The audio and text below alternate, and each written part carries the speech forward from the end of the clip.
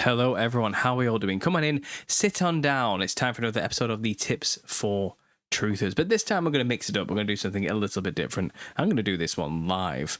I do have more tips lined up for you guys. I have like a list that I refer to do these shows. And usually Friday, today, is the day that I would upload these during the daytime. But I've been busy with family stuff. I've had other things I've had to kind of figure out today. I'm in the middle of trying to find a car and dealing with finances and loans. It's just a bit of one of those days. You know how it goes, life anyway. So I couldn't actually do much work today. I managed to squeeze in a bit of work to read for the audiobook, but I couldn't do my usual Tips for Truthers, which I would record on a Friday morning. So it's the evening now, everything's settled, the kids are asleep, and it's 10:30 in the evening for me, and I've got maybe an hour and a half where I can sit with you guys and just have a live show. And I thought, why don't I just do a live Tips for Truthers, where I can kind of do my own thing, say what I need to say, but give it back to you guys as well. And hopefully maybe you can kind of maybe give your own tips thrown in there, or maybe ask advice on how to deal with family and friends. Maybe I can just relay any tips I've picked up along the way that helped me kind of navigate being a conspiracy theorist in today's age. And the landscape has changed drastically over the past decade since I became a conspiracy theorist, when I kind of fell into the Warrens, to the deep darkness of the pits, in like 2014, 2012, 14 period, when I kind of slipped in and started sliding down, culminating with being saved in 2014 and coming to Christ, of course. But, it was a different time then. And the truther world has come a long way. That's a good way to describe it. It's come a long way. And I feel like the issues we're dealing with today are pretty intense compared to then. Then it was all ideas. They're going to be doing this soon to us. They're going to start implementing these controls, or they're going to start trying to push these agendas on us. And it's kind of, they're going to try. It was all like a future thing then. It's like there's this evil cabal, the secret societies all working together, who all worship Lucifer and Satan, and are out there corralling humanity down this dark path where they're going to control us in a totalitarian / gilded cage method, where we are all a part of a new world order under a new world religion, one world currency, one world government, no borders, all being led by the Antichrist type stuff, And it's kind of, it was all like a future nebulous idea then, and we kind of had a rough idea of what they're going to do, to get there. And I feel like over the past decade and a half, they've been implementing all of those things, and a lot of the things we were saying then have kind of come true. And I feel like we're in the thick of it now. I think things have changed, and it's no longer like a far off, maybe 2040 or 2030 type concept. It's like, oh no, they're doing it now. Like they're this end game for them now. They're pushing all their agendas forward now. So I think it's a lot easier today to convince your loved ones, friends, and family that the world is completely and totally messed up. I think it's not a stretch anymore to pull some examples up to prove to them, like, are you going to listen now? Do you think maybe something weird's going on now?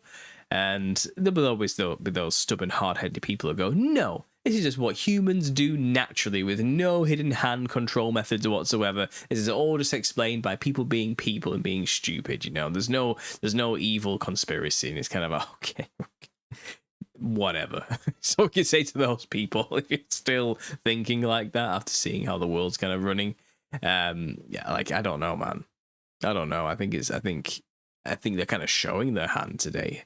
I think they're brazenly showing how satanically inclined they are through all their own media. I think the way they're pushing their own ideologies onto our children is a huge tell in the schools and in the media, in the books and everywhere else. I think the massive moves we've seen recently, especially after the 2020 event, with the thing that I'm not allowed to mention just because it hits all the algorithms and censors you immediately, but that big event that changed the whole world forever, we're still reeling after that fact. But I think that was a huge eye-opener for many people. I think they realized, oh, wow, our governments aren't stupid or inept. They're evil. I think people realized that then, and it's kind of, they showed you, we're in control, is what they were basically flexing there. It's like, we can shut you down and lock you down whenever we want. We will force you to do things that you don't want to do, or we'll take everything away from you. It was a threat. 2020 was a threat. and they flexed a little bit of their abilities then. And some people just shut down, locked it down, blinders on, and just said, you know, suppress me harder, daddy. Like, they don't want anything to, like, yes, I'm going to capitulate and go along with anything and everything you say and do. Just don't take my nice things away. I think a lot of people did that. And then, but I think like a good 70% of people were like, hang on, I trusted you. I thought you were for the people, by the people. I thought you were elected by me to work for me and to do what's best in our interest and spend our tax money in ways that we thought were conducive to fixing the potholes on the road. I didn't realize it was for you to fund full totalitarian control over us while funding foreign countries and their war efforts while also importing migrants to replace us. I didn't realize it was all that while at the same time killing us in some kind of weird genocidal long con terminology through fear of death from the flu. You know, it's kind of, I think people were kind of snapped open in that time period. So again, the landscape's changed. It's not what it used to be. And I think 2020 brought a flood of newly awakened people of all generations because no one was left untouched by that event, you know, and it's changed things. And I think it might be a little bit easier now to convince people that, yeah, everything's totally messed up. It is easier. But it still has its challenges, and I still hear people telling me the stories, you know, of where they've got problems trying to get their spouse or their children or their parents or their brothers or sisters or friends to kind of listen to them or take them seriously and not consider them like the crazy black sheep of the family or something like that. And I've also heard good stories. It's like they didn't believe me at first, but as the years have gone on, they've kind of opened up to it now, and now they're all on board. I've heard that story too quite a few times, which is nice. But there are still people out there struggling. And I think a lot of people are still struggling because not everybody is an articulate word sleuth who can formulate concepts and ideas so succinctly for people to grasp and understand easily. And when we're talking about something as vast and complex as this conspiracy, the total conspiracy that engulfs every single facet of our lives, yeah, it's difficult to explain to people clearly, without sounding crazy or convoluted or over the top, or it's not easy. And I don't expect many people to be able to do it and to formulate the ideas in a cohesive manner that's going to convince anybody overnight. And I'm hoping my channel can help people find ways of doing that. And the Tips of Truthers really is a means to give people the tools to get the message out effectively without completely nuking their entire social life while they're at it, which unfortunately has probably come maybe 5 to 10 years too late for many of us, because when I first woke up, I was out there trying to convince anybody and everybody of all these things, and this is where I learned my lessons. It was bad. So Ryan Kerr sent me a message saying Rex Bear of Leak Project wants to talk to you. Okay, Ryan, well, I have no idea who that is or what that is, and that's something I'm going to have to look into after this show, but thanks for letting me know, and thanks for the super chat as well. I appreciate it. But at the same time, it's kind of like people don't know how to tell their loved ones and family, and I want to help them do that. That's basically what this whole Tips of Truth is. That's the gist of what I'm trying to say here. And I learned these lessons along the way because I did the same thing. I went out there and I naively and foolishly thought people are going to want to hear this, and they don't want to hear it. That's what you realize. That's the truth. Oh, people don't want to know. They don't want to know. And some people, unfortunately, are never going to accept it or realize or know because they're too invested in the lie. That's one reason. Or the lie and the control is too much. It's too much for some people to handle.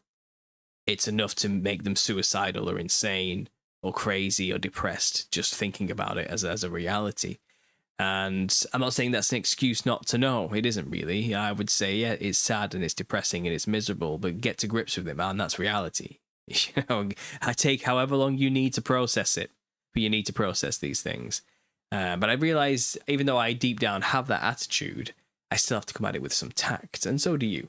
We have to have tact when trying to convey these messages to people. And what works for some doesn't work for others. Everybody's different. Everybody has their own methods. Everybody has their own way of talking to people. And I think that's where it kind of comes into, well, maybe the way I say it isn't good enough for someone out there, but maybe there's a character out there in the conspiracy realm that just speaks to people or the sensibilities better than I can.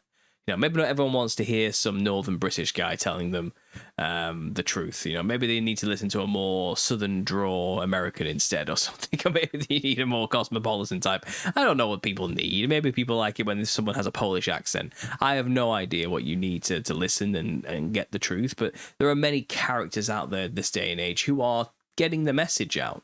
And that's great, you know. And on my channel, again, I do want to kind of have as a place where I can point people to other people and say, well, maybe if you don't like the way I'm saying it, maybe watch this show or this video by this person who I think has a cool way of saying it, you know. And I try and foster and support people who have charisma and cool ways of talking and spreading the message, who are all for Christ and all for the truth, especially, you know. And I think we have a nice community going, you know. But there you go. There's a bit of an opening rant for you guys for whatever it's worth. You know, what's that? That's 10 minutes in already. These usual tips of truth has got for about 20 minutes or so. So I suppose I'm already off to a good start doing this live. So guys in the chat, what do you have to say about this? Let's quickly just pop in. Peter Hamlet, nice thumbnail. I like this one. I quickly just whipped it together very last minute. Yeah, I have fun with my thumbnails. I'll tell you that right now. I hope you people like this one too. I thought it was funny. I've actually done this one already. I think last time, the woman was saying jet fuel can't melt steel beams, and the son was saying why you like this. So I think, yeah, that was a good one too. Love and blessings in abundance from the UK, brother, says Mark Smith. Well, thanks for being here, Mark. It's late for us, isn't it? Thanks for staying up late to listen to me. I went through a very trippy mental health crisis a few months ago and finally found out I've been surrounded by narcissistic people my entire life. Hard to move forward now, says Michael Carson. I'm sorry to hear that. Yeah, narcissism is a huge problem. It's endemic of our current age, I would say. Narcissism seems to be the biggest issue for our culture and our society in the West, especially. It seems like we're all suffering from a serious epidemic, shall we say, you know, of narcissistic behavior and attitudes. And we're up more than ever against basically evil people who want to hurt us because we're a threat to their supply, whatever that may be. I feel like I've dealt with a lot of narcissists over the past 10 years. I feel like it's ramping up a lot more over the past 5 years, maybe 3 years. And I think that's just the way the world's going. I think people are just being forced to behave like that today. I feel like if they're not narcissistic, they fall behind. And society's kind of geared towards rewarding that kind of behavior. I mean, just look at the social media aspect of reality and the 15 minutes of fame-seeking culture. And the dopamine hit reward systems that all of these apps and platforms have. People are pushed to be self-centered, narcissistic, and out for themselves and prideful because that's what the system will reward and put out in front of people and convince them through feedback loops that that's the right behavior to have. Look how much nice stuff you have now. And yeah, it's a shame because a lot of people are buying into it. I feel like a lot of younger generations are seeing through that kind of nonsense and are kind of like, yeah, man, I don't want to be evil or a psychopath or narcissistic. I'm not interested in that kind of stuff. I'm just going to be me, you know, and do my own thing. I'm kind of seeing that attitude from the very new generations coming into the teenage years and their early 20s now, which is good to see. I'm happy to see that. But I think specifically like maybe my generation, I'm a late millennial. Sorry, I'm a late millennial, I think. I was born in the 90s. I feel like the early millennials, my generation and above, we have a serious narcissism issue. We definitely do. And I think the generations below us, they have their own problems. God help them. You know, they have their own issues. I'd say their issues are with nihilism, depression, future anxiety, housing market crashes, monetary crashes. You know, they've got the whole weight of the system on them, and a very bleak future when it comes to things like owning homes and having stable income and all that. They have like a whole other problem. I'm looking at another generation where we just kind of missed, or we're seeing that crumble begin, but we were already in a position where we could kind of do what we can do, you know.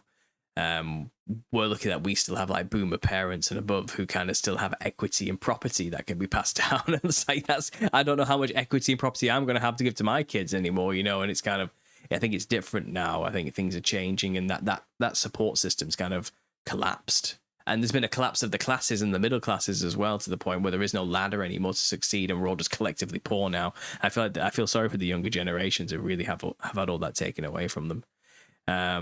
But yeah, I think narcissism, back to the narcissism point, I think that's what they have to deal with. But our generation is dealing with like a self-centeredness problem, an inability to think bigger than our own needs and our own desires. And I feel like our generations above really were given so much that it's kind of spoiled them in a way, and it's caused this. And obviously, as we age, I feel like a fear of losing control is kind of gripping a lot of older millennials and millennials now. And we're no longer cool. So I think that's affecting the psychology of a lot of people who kind of weren't raised to have these strong traditional moral values of self-worth. And they rely on the opinions of strangers to develop that self-worth through social media.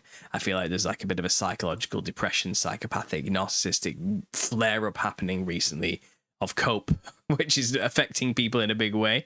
And of course, our generation also pushed at that absolute social justice nonsense, that BS that kind of pervaded all the institutions. That's our generation's fault, you know. Looking for a fight where there was not, when fights weren't necessary, being useful idiots for agendas we weren't smart enough to realize were being at play.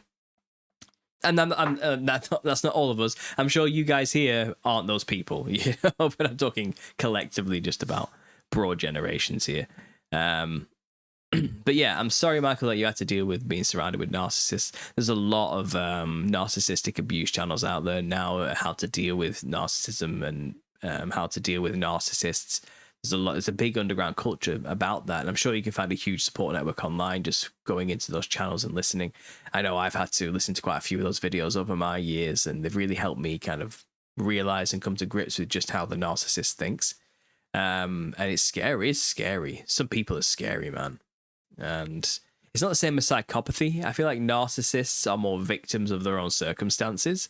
I feel like psychopaths are truly something else. They're monsters. They're demons. They don't even care. You know, there's something else going on there with psychopathy. I feel like narcissism is something you can catch, and I think you can be cured of it too. You know, I think if you really get your wits about you and you do the work, I think a narcissist can come around to being a good person again, or something close to good in this reality. So yeah, wake up or else. Love the live. Thanks for being here, man. It's good to see you. I know you've been doing your own lives recently as well, knocking out the ballpark, and you've been having your own issues along the way. You are the man, of course, John Kerwin, who wrote the book, The Conspiracy Theorist Survival Guide. So this is very much someone who is a truther tipper of reputable form. So thanks for being here, John. I appreciate it. If you haven't already, guys, check out Wake Up or Else, and make sure to get a copy of his book, The Conspiracy Theorist Survival Guide. He was kind enough to send me an audiobook code through Spotify, so I think you can get yourself the same audiobook on Spotify if you want to. And it looks just like this. I'll share the screen with you there. Let me just quickly sort this out. Yeah, so The Conspiracy Theorist Survival Guide by John Kerwin. He runs a YouTube channel, Wake Up or Else PMA. So go and check him out. But yeah, it's a good listen, and he covers loads of fun things on there, and very much akin to what I discuss here in the Tips for Truthers. But I feel like John's got a bit more of he's not as polite as I am, and that might be a good thing, because it really lays into the normies, as he calls them, in ways, you know, I'm too British to do such a thing. But he isn't afraid to say it how it is, you know. And he talks about a lot of things, why truthers are willing to lose everything, what to do next, you know, the demographics of the truther community, the truther's correct response to tyranny, the conflict is inevitable, how normies attack, observations about ultimatums. It's all there. It's really good stuff, you know, so go check out this if you haven't already. But yeah, good to see you, John. Thanks for being here. Most enjoy the shell, says Stephen. That's true. You don't know Leaked Project? He's the OG conspiracy theorist. No, I don't know Leaked Project. I'm sorry. I don't know everybody. I don't know everything. I'm a limited human being with limited capacity and resources and attention spans, unfortunately. But if he wants to talk to me, great. I'll do my research. I'll look into the guy and I'll see what's going on. Back in my day, the OGs who I was listening to was people like Zendrius, KJ Osborne, Nicholson 1968, Richie from Boston if he's cropped back up lately, hasn't he? All those type of people who I was listening to a long time ago. There's a few others, a few people have disappeared as well. But that one is not one I used to listen to. No.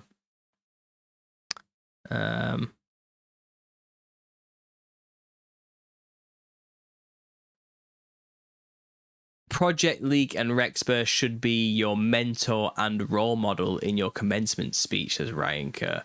What? I feel like you're putting this guy on a pedestal here, and why would I give him any mention? I don't know who this guy is. Okay, let's move on from that. But yeah, by the way, I've purchased a book 10 times for friends and family.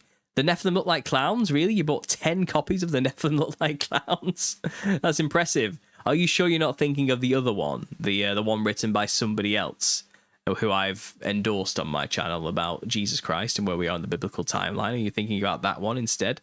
I think you are.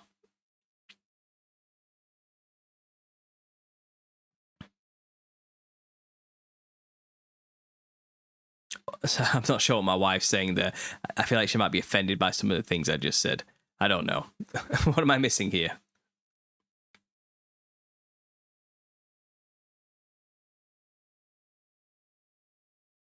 I can't stand narcissists. I'd rather be alone than deal with those types of people. I'd rather be homeless and broke than be like them, says Jeff Nugent. Well, I don't think... The thing is, I don't even think narcissists know that they're narcissists. In many ways, I really don't. They don't see it like that. They're too in it to realize that they're doing anything wrong. And that's kind of just another sad reality of the way people are these days, very unaware of themselves.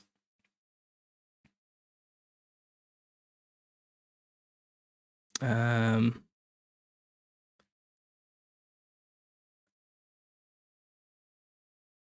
had trouble explaining Zionism to a normie the other day, says Jason, because he was, well, as many other Christians, conflate the Hebrews from the Bible with the deprived Jews of today. Yeah, that's, I think a lot of people do suffer to make the distinction there, absolutely.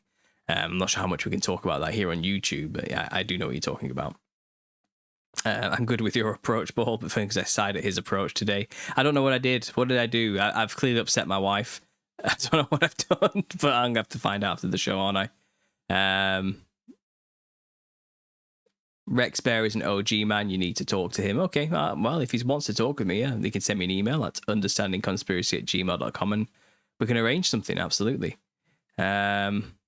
People don't want the truth. They want what makes them happy, says Miles. Well, you know a thing or two about that, Miles. You're out there fighting people all the time, aren't you? And I'm sure you've had a lot of pushback. There is no hope like there used to be, says Jason. Well, I don't know. I don't know about that. You know, I'm optimistic as much as I can be.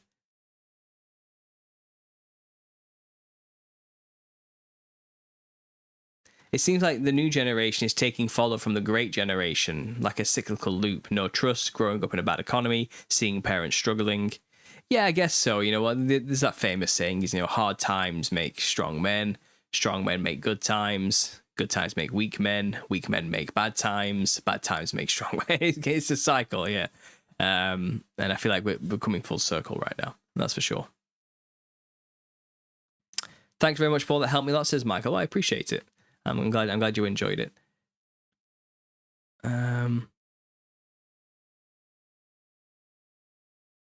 Wake up or else community loves the understanding conspiracy. Yeah, we're all one big happy family here, aren't we? Let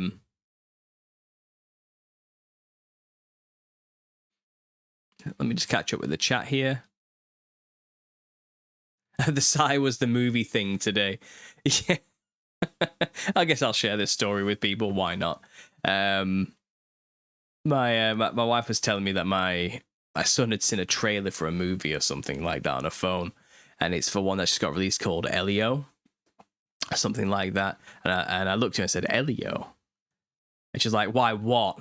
What's wrong now? Basically, like, why have you got that look on your face? What's wrong with Elio? And I just said, oh, nothing, whatever. And I just left it. Then, eventually, she's like, well, now I gotta know. I said, okay, well, in the book of Enoch, the children of the Nephilim, and it goes in order from the Nephilim to the Nephil to the Eliud to the Elio. So Elio is literally a name or title of offspring of Nephilim. That's all I thought. And she was like, everything's ruined. I get it, but that's not, whatever. It's a silly little trivial side point, but yeah, it's tough. I mean, people don't want to hear it, my wife included. It's the way it is, which is why you got to pick your battles, and that's not really a battle or a hill worth dying on. That's for sure. I hear you, Paul. I'm a narcissist magnet. I've had to deal with so many of them, says Jeff. It seems that way, doesn't it? They're attracted to certain people. Sometimes they're wrong, though. I think a lot of people can assume, oh, that's an easy target. But when they realize you're not, they very quickly move on and they'll leave you alone. I found kind of the best tactic to deal with narcissists, and I learned this through the workplace when I was working at Aldi as a supermarket manager. It's kind of, because I'm a nice guy, and I'm quite open, and I'm smiley and everything. No, I am a target for a lot of people who are in that industry who are looking to get ahead and step on people, and they think like, well, Paul's weak because he's too nice. That's instantly what they kind of think. So I get attacked a lot by them. They go at you, Well, they used to, I don't work for that company anymore. And it's kind of, I feel like they make that mistake of thinking weakness is kindness, like kindness is weakness type of thing. And I found the best tactic is as soon as someone even gives a hint of that type of attitude towards you, like goes off and tells your boss on something, or tries to throw you under the bus for something, or make something up about you, or make you look bad in some way, you just go straight to them and say, no, absolutely not. I don't know who you think you are, but I'm not the person you think I am. You do not get to talk to me like that. You are not my boss. Lay it down. Lay the law down straight away. Do not give them the foothold to even think for a second that they can talk to you like that. Okay? And then they get the message quickly, they move on, they go find someone else they can step on. That's basically what happens. And it works every time. And I'm not saying you're completely out of their crosshairs necessarily. You'll be on their radar then, because they'll know like, okay, there's a bit of a threat over there. But it's a lot better than being abused by them, believe me. And they're willing just to let it go if nothing got started. Do you get what I mean? But once it gets going and you give them some supply, you're a source for them then, and they know they can get you. They can break you, so they'll push you, because they said, well, that I can get something out of them eventually, so I'm just gonna, they're a target now. But if you instantly say, no, I'm not the guy, they'll go, okay, and they'll move on. That's just something I've learned. Take that tip for what it is. I don't know if it's a tip for truthers or just a tip for navigating the world today with people, but that's definitely something I've picked up. Like, dude, don't give them. Just think about narcissists, they're weak at the same time. They give them that front that they're all strong and dangerous and everything, but really they're not the cowards. And it's kind of, they want to prey on weak people because they are themselves weak. That's the issue. So yeah, there you go. Way to ruin it, Paul. Yeah, Stephen, I got a habit of ruining things. This is what I do. I left it for like 30 seconds before I told her, yeah, I couldn't leave it.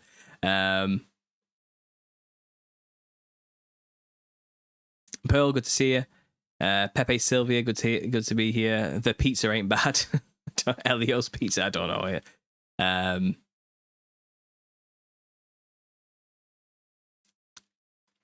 Fruit from a Poisonous Tree by Mel Stamper is a fantastic book for Americans wanting to understand the straw man and the birth certificate fraud, says Wade Master. Yeah, I don't know why you're throwing that in there randomly right now, but yeah, that's a deep rabbit hole for people to go into. You are not your paper self, that's for sure. My wife has retracted a message there, so I'm thinking some Holy Spirit backspacing just took place. I don't know what exactly. I'm sure I'll find out afterwards. What happens to me a lot, been dealing with hundreds of people a day for 25 years. I'm a master at shutting them people down. Yeah, I don't know.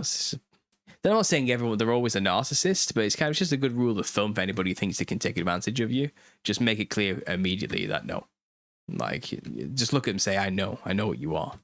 I know who you are and what you are, and you want to stay away. They don't want to be exposed. So it's not like you don't threaten to like saying like don't go after them, because then you're in a war with a narcissist, and that can get nasty.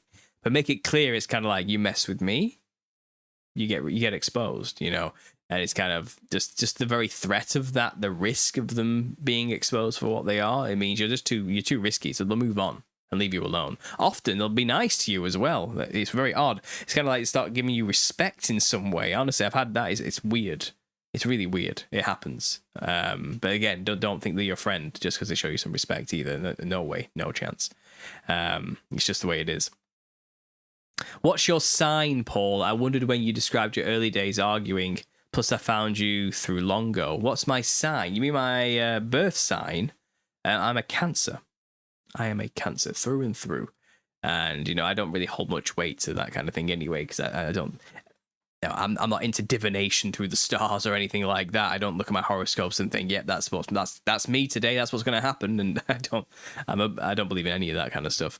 But you look at the description of a typical Cancer's personality, and you know what? I mean, my wife laughs about it. It is quite literally me, and it's quite scary how much. And I don't know what's going on there. Maybe there's something to it. Maybe the whole astrological thing, and maybe there's something behind God's original design and how this works, but I don't know. But there's definitely something there. But I'm not into divining my future through the stars. I don't hold any weight to that, to be honest. A typical Cancer, says my wife. That's exactly what a Cancer would say. Exactly right, Paul. They're projecting, says the favourite uncle. Yeah. And yet it is you. Mess with me, I'll smack the ketchup off that hot dog, says Mad Pax. Uh-oh, a Cancer. Oh no, I don't know what that means. What does that mean? Am I like... Are our signs not compatible? Yeah, I've heard that quite a lot. The thing is, I do think there's something about the whole personality types when it comes to star signs. There does really seem to be a correlation there that's really uncanny. I know people say, oh, well, that could read into anybody, but it's kind of like, no, I've seen it happen. It's like some of these descriptions are exactly like the people I know. And it's weird. It's weird, isn't it? I don't know. It's kind of like maybe we are just whim to wherever the stars were when we were born to how we're going to be as a person. And maybe that comes a part of how God lovingly and fearfully made us, you know, based on these things. And maybe we are all born at a specific time for a reason, to have a specific personality, because that's what he needs in the world at that time, based on when the stars are aligned by his model. Maybe. There's something weird going on there. But again, I'm not an astrologist. I don't follow that stuff. I'm not interested in that stuff. I don't hold any weight to it. I think we are the masters of our own fate in terms of free will given to us by God. And I think a lot of those things could be considered a curse if you believe that that's what's going to happen to you today because your horoscope diviner told you that. Then you're living by their diktats. They have become your god in a sense, and they've taken away your free will. And you could make it happen because you believe in their magic in a sense, and I'm not for that. I don't think that's a good idea personally, you know. You're hitting the nail on the head, Paul. This is why I dig your work, says Jeff. Yeah, well, thank you. I do try. So if anyone's got any questions they want to ask me about, you know, if or need any advice on anything, you've got me here for another half an hour or so. So let me know, guys, if you've got any questions or anything at all. Bring it up, and this is your chance. Let's keep it on the theme of like tips for truthers. You know, are there any harsh lessons you've learned along the way? Or do you have any questions to me about some of the things I've learned or experiences I've had or how I've talked to my family or anything at all? Here's your chance. I'm a Gemini schizo, says Spirit Walker. Yeah, well, you know, I'm sure you're a nice person, really. Danny L says, I don't think you can predict your future through the star sign, but I do believe we have certain personality traits, including compatibility. I know what you mean. There does seem to be a lot of that actually pans out as true in many ways. My wife's a Taurus, and she is a very typical Taurus. And you read the description of what a Taurus is, it's her. it is her, like it manifests in the flesh. And we actually jive really well because it turns out we're compatible on a start. I didn't know any of this until I was already married to the woman, but it turns out we're actually very compatible with each other in many ways, and it's odd, very odd. And it works. It's strange. It's just strange, This is uncanny. That's a good word for it. Cancers are apparently secretive. I don't know if I hold any secrets. I'm more of a wear my heart on my sleeve type of Cancer, if you want to go by that label. Yeah.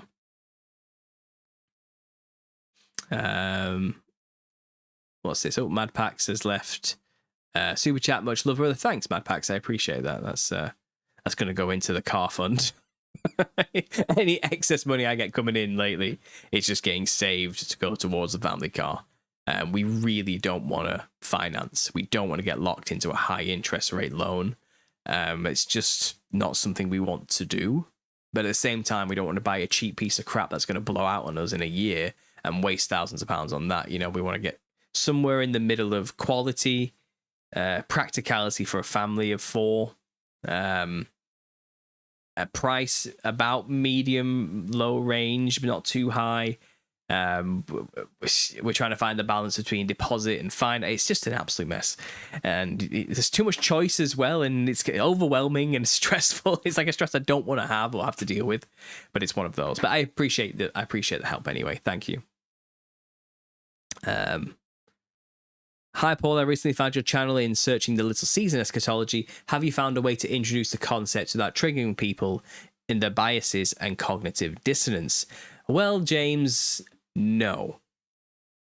I don't think there is. Not that one. Not that topic.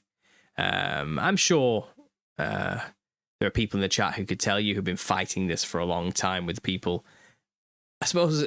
don't come at people. Well, when you try to tell people anything, I guess I can give you rough advice on how people take in new information. People don't buy products, they buy the person selling the products. You should always remember that. It's a basic tip of sales in general. And I'm not saying we're here to make money, like sell the truth, make money off the truth, sell. I'm talking about if you want to convince somebody to buy into an idea, it's not necessarily how good the idea is that they care about, or whether it's even true. They want to know about you, the person telling them the idea. How's this person? How do they come across? Is me believing in this going to make me a better or worse person? And they'll make that judgment based on how you behave and how you are as a person, as somebody who believes that type of thing. That's how people think. They don't know they're doing it. It's completely subconscious. They're not thinking like that. Like I just said, they're not having those thoughts. It's deep within. It's like it's a human nature thing. If you can come across as a well-presented, well-rounded, calm, cool, happy, fun, people like humor, person, and then you say, "Hey, have you heard about this one? What do you think about this concept?" And you kind of lay it out as a loose, people believe this. I've heard this idea before. Have you heard about this idea before? There are people out there who think that maybe Christ has already returned. I know it sounds nuts, doesn't it? Like when you actually listen to these guys, there's a lot more to it than first rings true to the ear. When you hear it, you're thinking, "There's no way we'd know, right?" Then when you look into the conspiracy aspects, would we know? And there are many things and evidences to say, actually, maybe we wouldn't. Maybe we could be those people who lived during that time, Revelation 20, where Satan's released and gathers an army, and it's known as a little season. And you have to ask yourself, how would Satan convince people to go make war with Jesus of all people? Well, the people must not know that that's what they're doing. So something's going on, which means people are deceived. And he does say he deceives all the nations. How do we know we're not the nations currently being deceived? And you see how you ask these questions, and you ask the questions they're already going to ask and answer them, but don't go too far. Stop there. Leave them with enough to go away with, start thinking for themselves and looking for answers. But unfortunately, they're going to probably get angry at first if they're hot, especially if they're already swimming deep in the dispensationalist rapture theology type stuff, and they're already in that futurist eschatological worldview where it's all yet to come and tribulations to come upon us. And you have to bear in mind, like, the church has been telling them that, all the pastors have been telling them that, their parents have been telling them that, all the friends believe that's what's happening, even all the favorite end times ministries online are telling them that all the time. Even mainstream Christianity itself in all the churches and at every level are awaiting his second coming, and all those other crazy fringe denominations out there are just been proven as Gnostic or blasphemy years ago, and no, that's just not the truth. Everyone would know. The history doesn't say that's the case, and they're going to have all these cognitive biases just flaring up instantly, and that's just the process. That's actually the process. I kind of went through it, but I was never really raised in a church environment, so it was easy for me to accept these things more readily because I don't have that dogmatic foundation in, well, that's how my family's always believed it type of stuff. I didn't have any of those ties.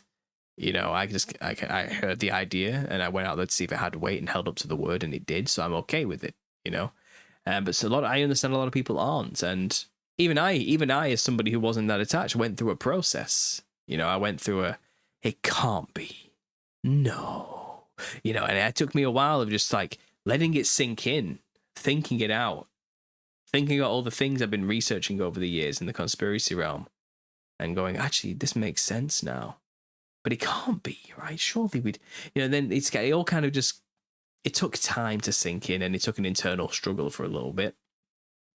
I think it took less time for me than most because of, like I said, my differences.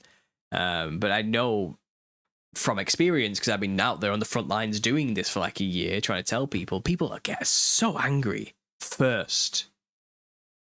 And they come back months later with a message saying, I didn't want to believe this at first, Paul, but I'm in now.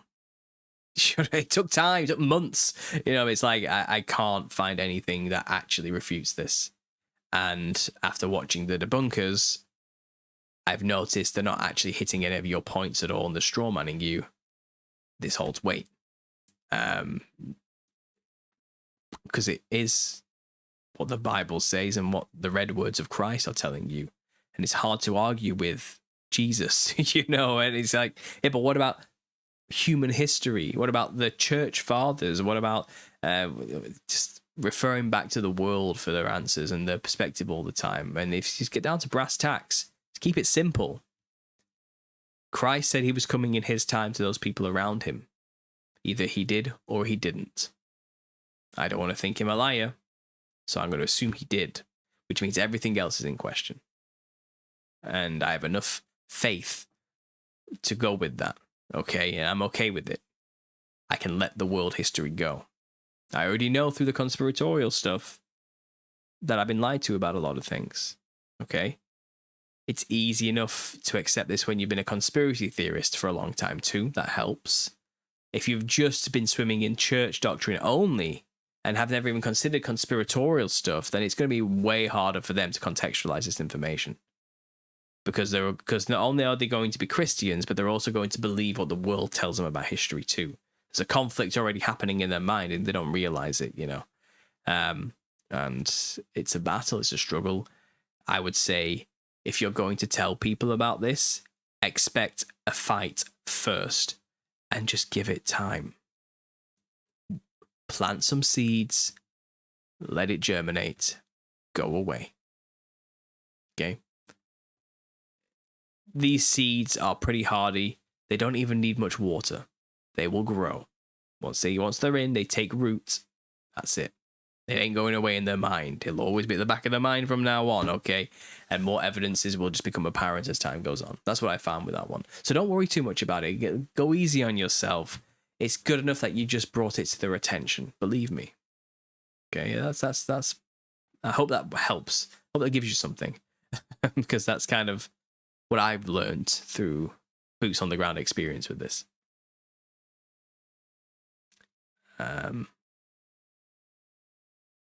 Anthony Harris says, it's true insight. That's what brothers, people that react that way.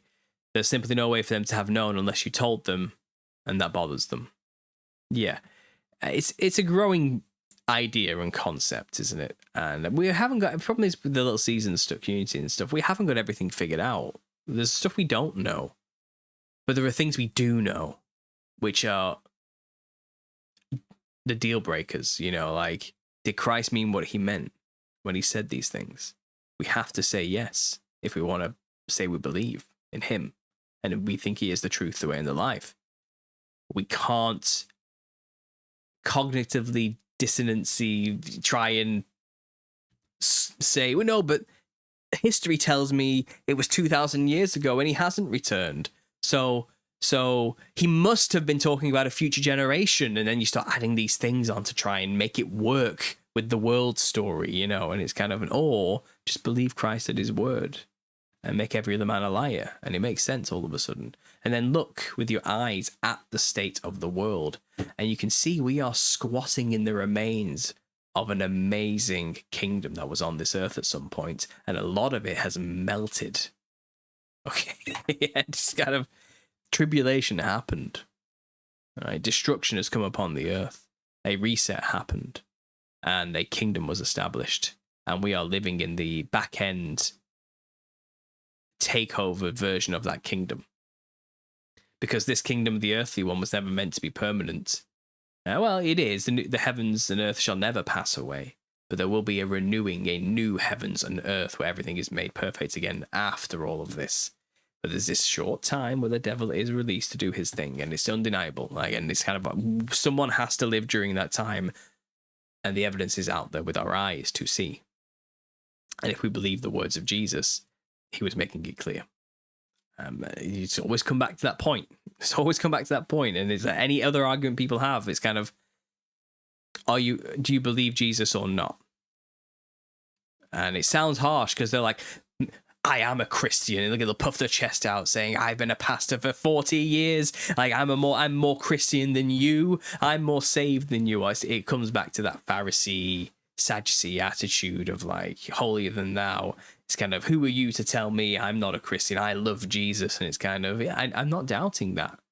But you need to take him at his word then. You know, it's kind of, they don't like being told that they haven't been taking Jesus at his word. And it's offensive. Can you imagine what that sounds like to these people? Like, it sounds ridiculously offensive, and I can get it. You have to have empathy for them, like, from their perspective. The pride is blinding them. You know, it's kind of, they don't want to think that they've got Jesus wrong. Do you get what I'm saying? That's like, the very identity revolves around that they are a good Christian, like, and they're saved. I'm not saying they're not. I'm not saying they have, that salvation's an issue here, but I feel like they think that's what's going on, you know. And it's kind of, look, we all make mistakes. We're all subject to the world right now. We're all under it. We're all in this little season together, you know. It's kind of, yeah, there's lies everywhere, and we're just figuring it out. Don't be so hard on yourself. As long as you love Jesus, you're cool, you're covered. But consider this as a possibility. Like, why wouldn't you? What have you got to lose by considering this as a possibility, at least? And I think, it's, again, a lot of people are tied up in their identity with these things, with eschatologies, rather than just simply believing in Jesus alone, and everything else is up for, let's figure it out, you know? I don't know. That's all I can say. Our Melted Reality is a great channel, mind-altering research that can make you feel sick in an hour. I'll look into that. Our Melted Reality. I'll look into that one, Douglas. Thanks for the tip.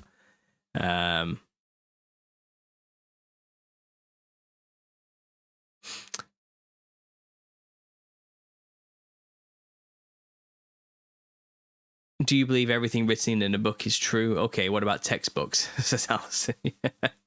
I found that those who already question everything and do genuine research are generally more receptive to the truth when they come to it, says James Reed. Yeah, it seems that way, James. Absolutely.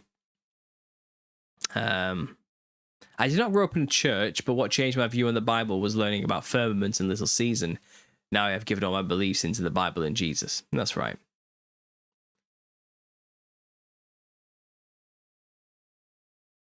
When our identity is in Christ, then we are the light. That's right, Peter.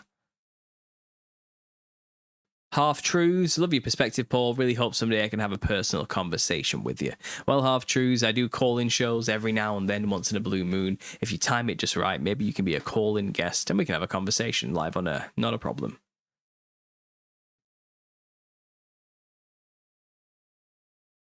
I finally making progress with chemtrails and my friends and family after years, says Brent C. That's a tough sell, that one, isn't it?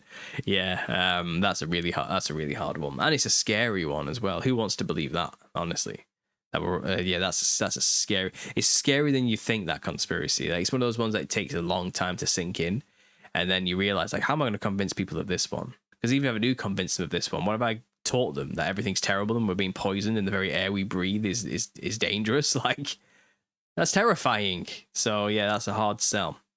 All power to you, man.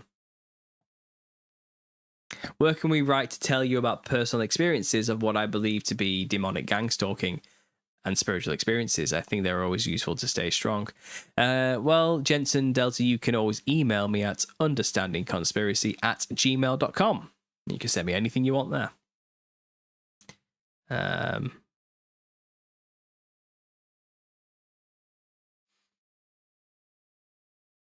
So yeah, anything else, guys? Any other questions? Throw them at me. I've got 10, maybe 15 minutes left, give or take. Keep going for a little bit longer. We're almost at the 1 hour mark. I'm at 51 minutes for me here. I'm just spilling water all over myself like a savage. It's boiling. It's hot in England today. 28 degrees Celsius. For England, that's pretty impressive. That's like damn impressive, in fact. And yeah, I felt it today. I've even put shorts on. I don't wear shorts. I am wearing shorts right now, guys. It's I don't like getting my pasty legs out, you know. But I've been forced by the sun itself to give in and make it happen. You are one of the few people who knows about the dangers of narcissism and how they infiltrated the truth movement, says Emmanuel.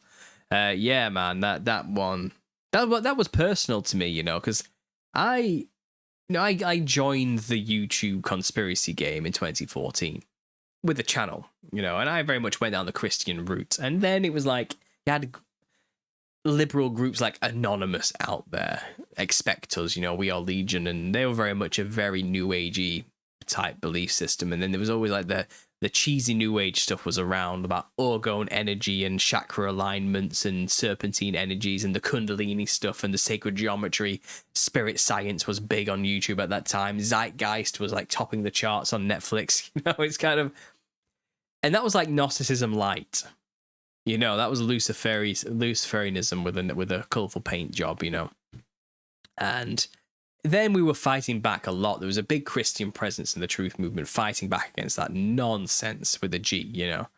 And they didn't really gain a foothold. They were ridiculed a lot, you know, and it's kind of because it's all woo and nonsense and crazy stuff, you know. And though they had said they knew a lot of truths about the nature of reality and frequency and cymatics and geometry and stuff, a lot of it always came with, and we are God collectively, and we are all need to ascend our consciousness to the fifth dimension. All that nonsense got piled onto it, which is, again, it's just ye shall be as God's serpent in the Garden of Eden, Luciferianism again.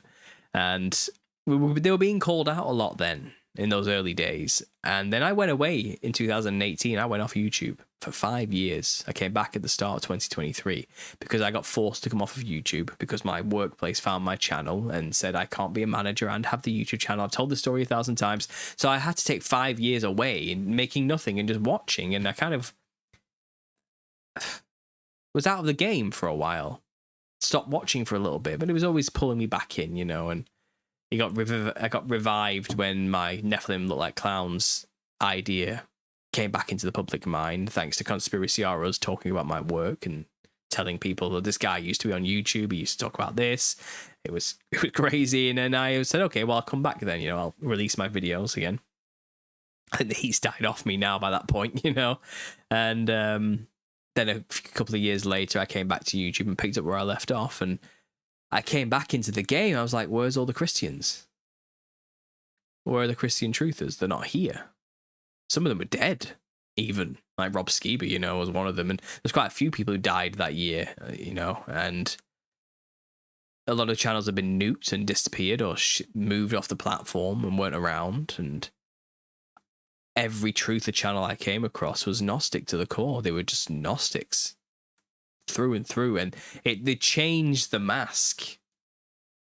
It wasn't like the colourful hippy dippy type stuff anymore, Luciferianism anymore. It was demiurge, Enochian wisdom, hermetic science, alchemical principle. I'm a smart wizard type, like, you know, and Luciferianism instead.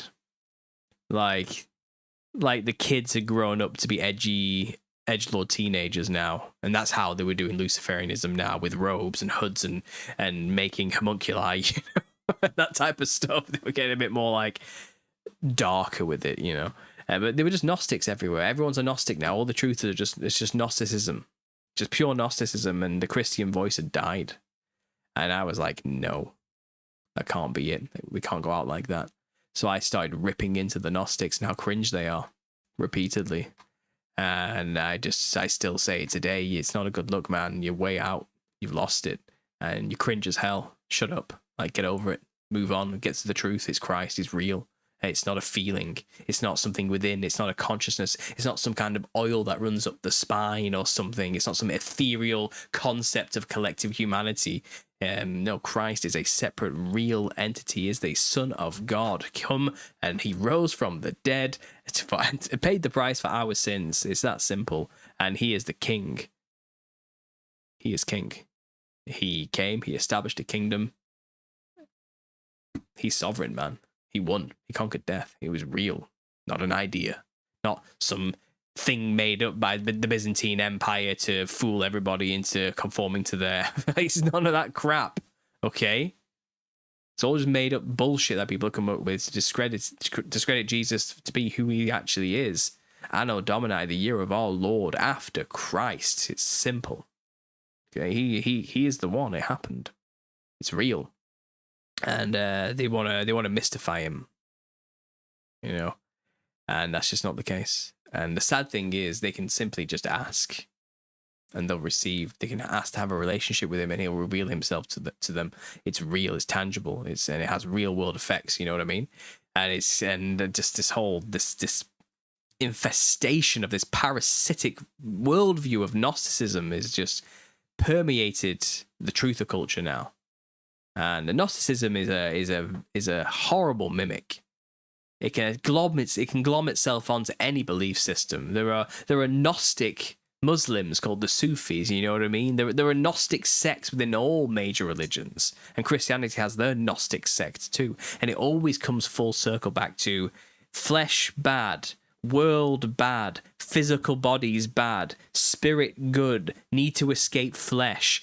Prison planet. Flesh is a prison. God is evil for making us this way. We need to become our own gods. It's always, and there's many ways they kind of say these things, and they're like communists. It's like you try and define Gnosticism, and they're like, nah, that's not real Gnosticism, man. You don't know what you're talking about. You're an idiot. You can never win. They're always moving the goalpost everywhere, and it's kind of, no, you're not that deep. Your worldview isn't that complex. Okay, it's bullshit, is what it is. And then they're like, oh, where's your facts and your arguments? I just hear emotional nonsense here, and it's kind of like, shut up, just shut up. Shut up and go and talk to Jesus. You need to. It's simple. Anyway, there you go. That's my rant. I know it's not very wholesome or conducive, and perhaps maybe it's not as godly as it should be in a way. But they're my skin. They're so pretentious. They're just cringy, you know what I mean? You can't talk to these people. They think they're so brilliant. They think they're wizards. They literally think they're like alchemical wizards who know so much super big brain knowledge that they're going to transcend out this reality, and like with the weight of the demiurge knowledge on them. And if only Sophia and her wisdom could, like, they're just all about, you know, I don't know. They're just insufferable. They are insufferable, and I hope to make them realize that they're that. I'm gonna keep talking derogatory towards them until they snap out of their edgelord cringe. That's all I can say. I know that's not much of a tip. it's certainly something I feel passionate about. There we go.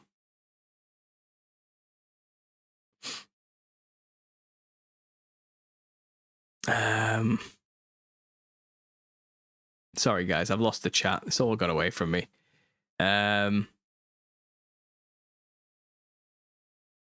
Did you look into that Invention Secrecy Act stuff I sent you last week? If not, no worries. I just think it's helpful when talking to people about the Dunning-Kruger effect stuff. I did get your email, and I actually referenced it in the next talk I'm having on my new channel, Understanding Creativity, with Susan Faraday. And we actually talk about that. We talk about the email you sent me. So it does come up, Red Host, yeah, and you'll see why if you watch on my other channel when I release that talk. It's coming soon, maybe the next couple of weeks.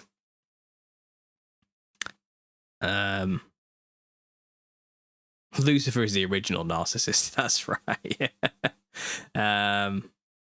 It was a time and a place. YouTube 28 to 2012 was very different. So much conspiracy stuff you can't find anymore. I know, right, Anthony? It was a wild west. It was a good time all around. I had fun in that era. You know, I wish there was a way we could know we were in the good old days when we were in the good old days. You take it all for granted when you're in it, you know. My truth of therapy is gardening, says Brenty. That's good to hear. We all need something. Narcissism, yeah. Preach, Paul, says Paul. Was that preaching? I don't know if that was preaching. I don't know. I don't know what that was. Yeah, Rush is Dizdar and Skiba. Yeah, both of them gone. Jesus is the guy. He is. He is, to quote Connor there from the Call of Con.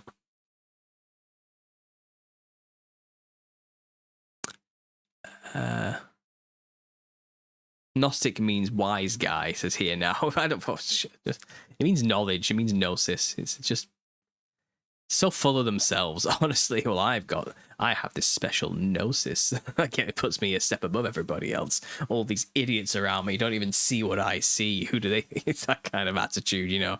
And it's like they're like truthers, but like really uppity, secretive, narcissistic truthers who think they're better than everybody else. Honestly, that's the impression I get from everyone. All the Gnostics I meet and the comments I get from them, and they'll all say, "No, you." Like, whatever, bro. Nah, I don't think I'm a god. Okay, that's the difference. Funny that you said Gnostics are like communists, because there is actually a connection, because both of them are heavily influenced by Hegel. Absolutely, Emmanuel, you're right. You're right.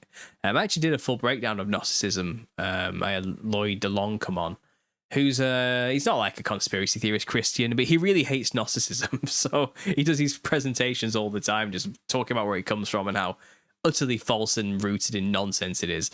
And I got him on to do it on my channel. And it was a good talk. You can go find it on the channel somewhere.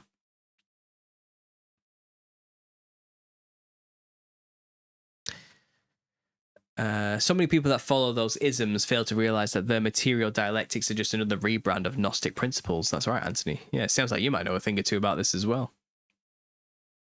I love these tips for truth of videos. Continue doing them often, says Joe. I will. Like I said, today's just a bit different, guys, because I didn't have a chance to do my usual Friday version of this. There will be another just standard me talking for 20 minutes tip coming up next Friday. But like I said, while I'm in the middle of this car situation, we'll call it, there's a bit of time where I'm going to be all over the place, just trying to figure stuff out, you know, and go see cars and it's just stupid stuff like that, you know. It happens. Life gets in the way. And obviously, well, I've got a toddler and a 6-month-old.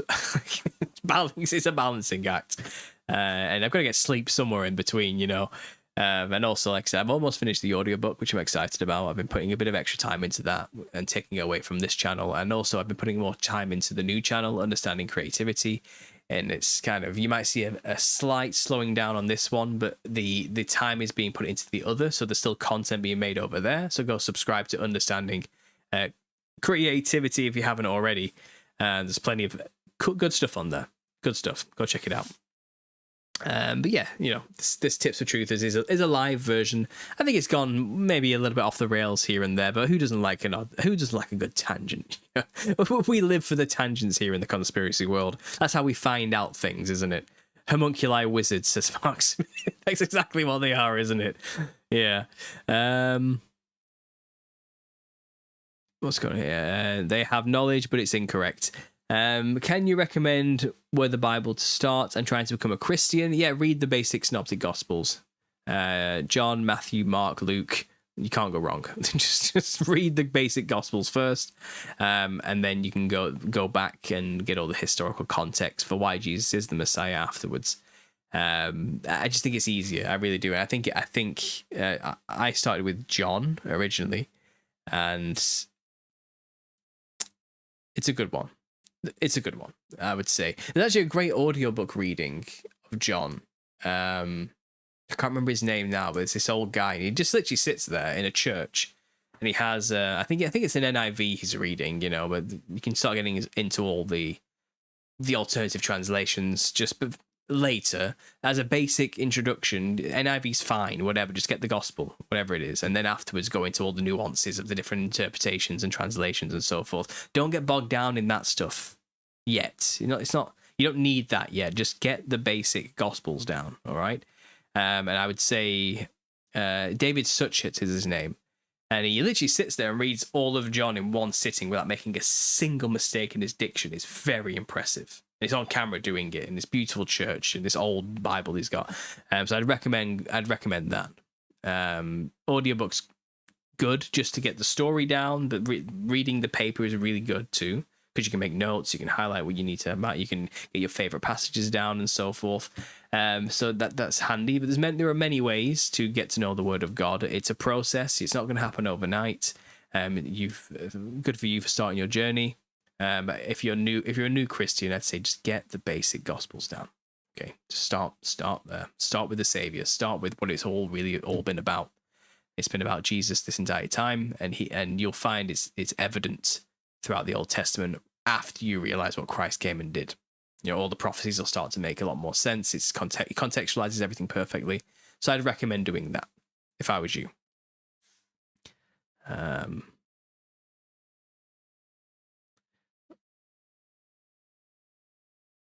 When a person expresses an interest in conspiracy theories, what in your experience is the best first place to start? FE, Little Season, Other, with a focus on getting them to the gospel. Well, when someone says they express interest in conspiracy theories, you need to get them to define the terms. Because I found what some people consider a conspiracy theory may not be anywhere close to what we consider conspiracy theories. There are different levels. I think that one of my tips for truthers is coming up. There's a difference between conspiracy research and conspiratainment. Okay, and I'll define that maybe in the next video to answer your question more thoroughly. But I would say first ask them, what do you mean by conspiracy theories? Play dumb. And let's just see what they've actually looked into first, right? Okay. Trust me. That's what I'd say. Check that out. Get that first. Because it might be they're not actually anywhere close to listening to anything you have to say on any of those subjects. And you may not even be, it may just not simply be worth it. So there you go. I hope that helps. You're doing great, man. Keep on going. Thanks, I will. Amen, bruv. I agree. John is a great place to start. Anyone jump the Jeep over the like button? Yeah, make sure to hit that like, guys. Comment, subscribe if you haven't already. All the usual YouTube nonsense. I'll say it all now. But yeah, I'm going to have to get going, guys. It's getting late for me. I'm going on for over an hour. It's 20 to midnight. If you've liked this live Tips to Truthers, let me know. If there's something maybe I can do more often. Maybe I can, maybe I can't. I don't really know. I tend to like to do these more as a closed one particular tip. This is a free-for-all, as you've heard. It's just a bit of fun, something different. I thought I'd try it. If you guys do want to help me or support me in any way, you can always buy yourself a copy of The Nephilim Look Like Clowns, so you can see it right here. Get yours on Amazon. Or if you want a signed copy, email me personally at understandingconspiracy@gmail.com, and we can get that arranged for you, okay? Just I'll tell you the price, and you can get it all sorted, and we can get it out to you as soon as possible. I have a new batch of books turning up tomorrow, and about 4 or 5 of them are already spoken for, but there are quite a few left. I think I ordered like 12 of them or something like 6 hardcovers, 5 paperbacks, and I've got a paperback here already. So if you want to get on the next shipment, because I'm going to send them out on the 23rd, email me and maybe you can get on that next batch that I'm going to be sending out. So there we go, guys. That's the best way to support me, and also You can always be a member of Patreon. There's some extra stuff on there, which you won't find on YouTube. And I'll be posting some more things on there coming up soon. Many of the talks I'm doing on the Understanding Creativity channel get premiered there first. There's one on there right now, which I'm working on. The raw footage of the next Occult Artist set, talking about Georgia O'Keeffe and the links to Oppenheimer and the atomic bomb as well. Really interesting talk, fascinating. Went down some really interesting warrants. So that's on there as well. You won't find it anywhere else right now, but on Patreon. So go check that out, guys, if you haven't already. I'm going to end this here. I hope this Tips for Truthers has done something for you. I really do. Thanks for listening. And as always, God bless.